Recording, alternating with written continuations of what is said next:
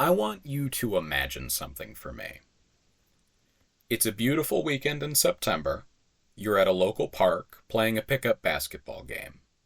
Your friend is with you, but you don't really know the other players that well. As luck would have it, there's lots of people at this park, and you're able to play a full 5 versus 5 game. The game gets started, and everything's going alright. Your team has the ball, your friend sees an opening, he runs in for a layup. For the listeners who don't know basketball that well, a layup is a very easy shot to make. 9 times out of 10, you should get basically a free basket. So he goes in, and oops, he doesn't make it. Other team gets the rebound, game goes on. Now, one of your pickup teammates, one of the randoms from the park, is not happy. It's understandable. Your friend dropped an easy 2 points, but he's like really mad. He starts to swear at your friend. He starts calling him awful at basketball.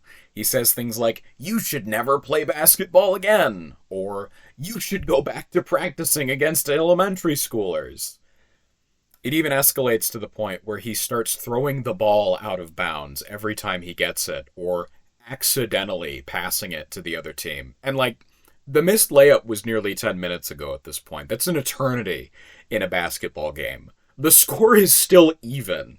Your friend has even made a couple baskets since then, but he just keeps going, and he keeps going, and he gets madder and madder, and eventually nobody, not one person on this basketball court is having fun. You've fallen completely victim to this meltdown, and it all started with one missed layup. That would be fucking insane, right? What if I told you you could experience this kind of thing every day in League of Legends? Literally. This is the type of player behavior you come to expect when you play this game for, Jesus, 8 years. Woof. Everybody knows that League has a toxicity problem. People will happily spew acid in all chat. They'll int, more commonly soft int, but sometimes hard. They'll sabotage teammates, and most annoying to me specifically, they'll just give up. Just do their best impression of Artax in the Swamp of Sadness and sink feet first into the mud of apathy and go next. Riot knows this too, and because it's in their best financial interest to not run a live service toxic waste dump, they've come up with any number of strategies over the years to keep this kind of behavior to manageable levels. They made the honor system, they chat restrict and ban users who misbehave, they get rid of pings that look like nooses if you squint. By the way, I have no idea how Overwatch got away with this spray, seriously. They even made this little BuzzFeed quiz where you figure out what tilt type you are. Unfortunately, a lot of this stuff doesn't seem to work. It's anecdotal and all. I don't think there's ever been an actual study or survey done on this, but League seems about as toxic as it's ever been. I'm here to ask why. Rather, answer why. You know how a video essay works. Riot's attempts to curb toxicity have been largely fruitless because League of Legends is structurally toxic. It's built in such a way that it encourages these kinds of behaviors. How can this be? Well, game design is already in large part a practice of encouraging player behavior. Get the rings, shoot the aliens, pay your respects. It only makes sense that it might unintentionally prod players to call each other racial slurs in chat. So let's get into this. Before we get started, we should talk about this idea called the magic circle. The definition I'm using today comes from a pair of game design professors, Katie Salen and Eric Zimmerman. According to them, games, and I do mean all games, take place within a mental frame called the magic circle. Outside the circle is our world, the real world. And inside is the game's world, its rules and its practices. So, for example, let's go back to basketball. In the real world, these are lines painted on asphalt and nothing more. But within the magic circle of the basketball game, these lines mean something. That's the three-point line. That's the key. And if you step over that line, you're out of bounds and you need to pass the ball to the other team. The implication of this is that within the circle, the rules of the game matter.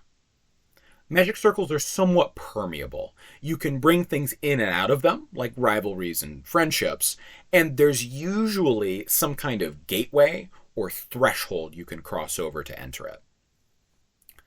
I think that League of Legends has 2 layers to its Magic Circle.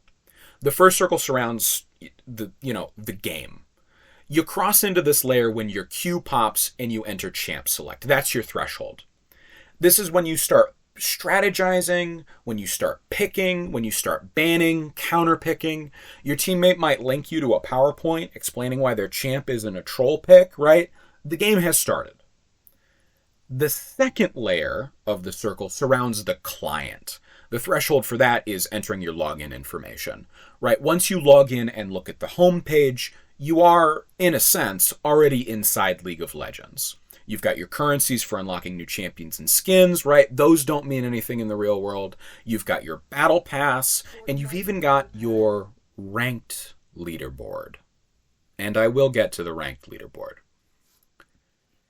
It can be tempting to think that toxicity comes from inside that inner layer of the Magic Circle, the game layer. League can be pretty frustrating. Small mistakes can snowball into massive losses. Every match is a significant time investment, 30 minutes on average, and that means that you can waste a lot of time on something that eventually ends in a loss. Every team member is individually vital to the team's success, right? Not one person can win the game, but one person can definitely lose the game. This means that everybody is walking around thinking they're the most important person on Earth, and carrying is really, really hard. Item builds can provide opponents with massive statistical advantages that completely overwhelm your ability to outplay, right? Like, what does T1 even do here? I don't think that this is the true source of toxicity, though. And why not? Well, people lose at games all the time. In frustrating ways, too. Most competitive games have a winning and losing side, and they don't see the level of vitriol that we see in League. So we need to keep working if we want to trace the source of this river of nuclear waste. And I think that we find it in the outer layer of League's Magic Circle, the client layer. How can this be? Well, let's talk about motivation. Why do we play games, and why do we enjoy them? One of the more compelling answers to this question, I think, is flow.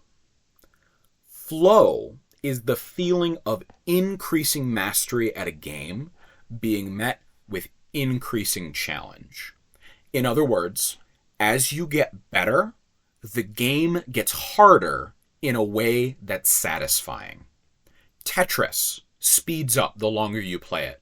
The Xenomorph in Alien Isolation adapts to your tactics. Players will go for deathless runs. They'll go for hitless runs. They'll go for speed runs of every game that you care to name. The truest sense of enjoyment of a game comes from reaching flow. You could call that an intrinsic motivation. It comes from inside you. It comes from inside the Magic Circle. It's important to say that enjoyment does not come from places that are outside the circle. It is not generated by extrinsic motivations. Extrinsic motivations are things like money, or grades, or some other reward. You know how school has a way of killing your enthusiasm for reading? Or how people tell you that turning a hobby into a job will kill your passion for it? That's extrinsic motivation working its magic. One form of extrinsic motivation you might be imagining right now is, it's the ranked ladder. And this is such an interesting paradox because the ranked ladder is a tool that's designed to generate flow. As you get better and climb the ladder, you meet with more and more people who are at your skill level. We can talk about smurfing and whether ranked is actually functioning as designed some other time, but the point is that it's designed to do exactly this. As you get better, League is supposed to get harder, and it's supposed to be satisfying. So why not? The thing about motivation is that it's a spectrum, not a binary, much like some other things. There's this idea in psychology called self-determination theory. It arranges intrinsic motivation, 4 different strains of extrinsic motivation, and amotivation in order of increasing self-determination or increasing level of control in your own actions. Over here is amotivation, right? This is just not doing something. You don't want to, so you don't. Cool. Next is external regulation, where you do something to avoid negative consequences. Think book report. You do it because you'll get a bad grade otherwise. Then there's introjection motivation, where you do something to avoid negative feelings like guilt or shame, or generate positive reactions from others, right? Getting affirmation, getting praise. Next, we've got identification, where you do something because you recognize the value in it. This would be like working out because you want to get healthy. You're not necessarily a gym freak. You don't necessarily enjoy the act of lifting, but you do recognize that it makes you a healthier person, so you go anyway. Last of the extrinsic motivators is integration. This is when you do something because it's aligned with your values and your sense of self. This can look a lot like intrinsic motivation at a glance, but the difference is that the outcome is still external. This is like being a home chef, right? You love cooking, you love getting better at cooking, you love trying out new recipes and new foods, but when it really comes down to it, you're doing it because you need to eat. Finally, over here, we arrive at intrinsic motivation. This is doing something for nothing but the pure, uncut love of the game. Doing it because you enjoy being in that flow state we talked about earlier. So the ranked ladder is meant to put you here, but it doesn't. The ranked ladder has a really nasty habit of putting people squarely in this spot on the spectrum, in introjection. Introjection is, again, it's about guilt, it's about shame, it's about need for acceptance by others. I don't know about you guys, but to me, that sounds a lot like some of the most toxic League players I know. Let me give you an example of what I'm talking about here, right? Some examples of toxic behavior. We'll start with dodging. It's not super toxic, it's not, but it is annoying for the other 9 people in the lobby. And why do people do it? Well, it's more elo efficient. You lose 5, wait 5 minutes for your next queue. That's a lot better than a minus 17 with a 30-minute time investment. Okay, why do people say FF15 and want to go next? Well, it decreases the time wasted on losing elo and lets you go get more. How about exploding on somebody for a minor mistake? Well, somebody else just cost them time and lost them their promos. All of this ties back into that extrinsic motivation of climbing the ladder. All of this toxicity, it flows from outside the magic circle. It comes from that middle layer through the semi-permeable membrane between the client and the game. And why do none of the management tactics from Riot work? Well, they come from completely outside both circles. They're real-world rules trying to impose themselves on the game's rules. Riot is walking in and telling us, no. That's not the 3-point line. It's just paint on pavement, so that shot doesn't count. Why would we listen to them? They are not here. They're not inside the circle. So, how do we beat this? We've got this big systemic problem that I've outlined. How do we respond to it? Clearly, the answer is not actually that clear. responding to structural problems on an individual level is tough. I think there are a few things that we can do, though.